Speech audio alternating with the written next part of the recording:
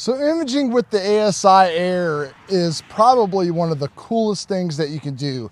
Getting everything on your phone, your iPad, whatever, is just amazing. And the newest update that they have out, the 2.0 update, has been working fantastic for me. I absolutely love it. The way to frame, the Atlas, everything inside of it's just great. The one thing they did not do though is they did not update their catalog yet. Now I heard that in a future release they are going to be doing this.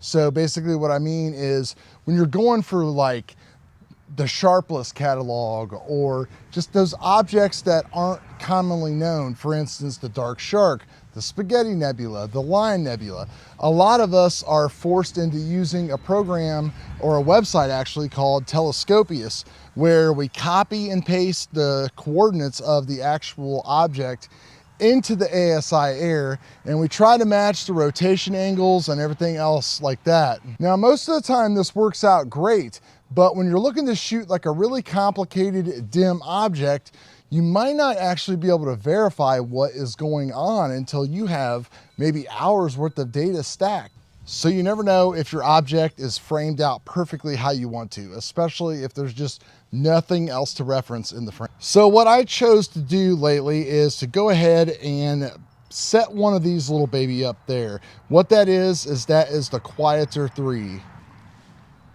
Now I set up my Quieter 3 exactly following the instructions from Chad at Patriot Astro. Hey, another Chad, what can be wrong with that?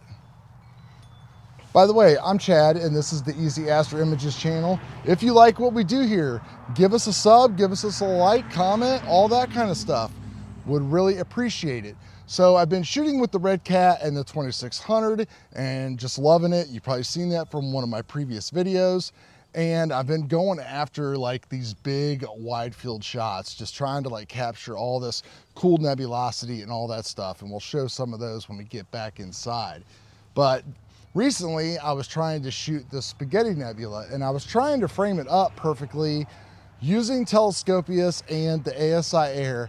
And even with all of the advancements that they put into the actual system, it was still difficult. And I spent hours of like shooting, maybe, 4 or 5 hours in a night, and I clipped the edge of it off. It was just heartbreaking, which basically means I needed to start all over and hope that I guessed and got everything right. But there was no way to tell because you cannot see the Spaghetti Nebula in the Sky Atlas of the ASIAir Pro Plus or whichever version you have. So that's why I decided to set one of these up, and man, it just works perfect.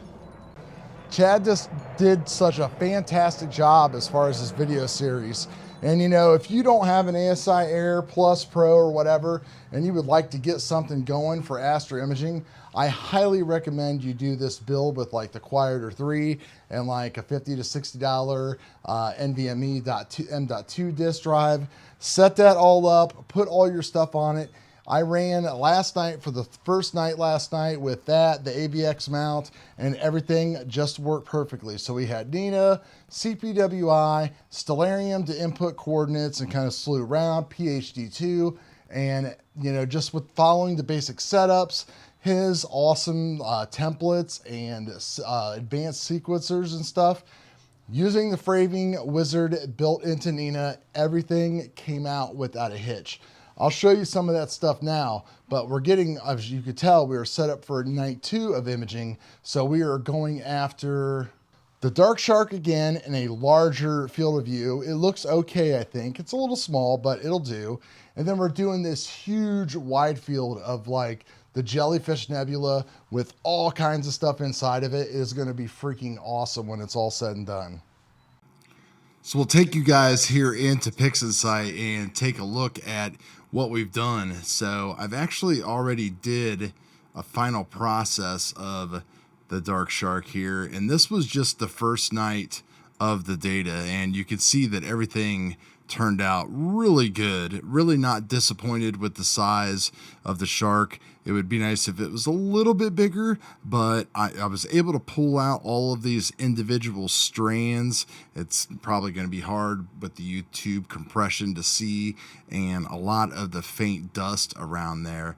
Now I added more time to it the next night, and you can see by this image here just how much more detailed and colorful and everything else is inside of there. So what I wanted to do is just kind of finish this image off with you guys here, because I've already ran all of this through Photoshop and everything else. So just gonna do a little bit of pixel math type of stuff here, and we're gonna just rename this what they actually are. This is the formula that is part of STARGZERS on how you actually put your stars back into your image.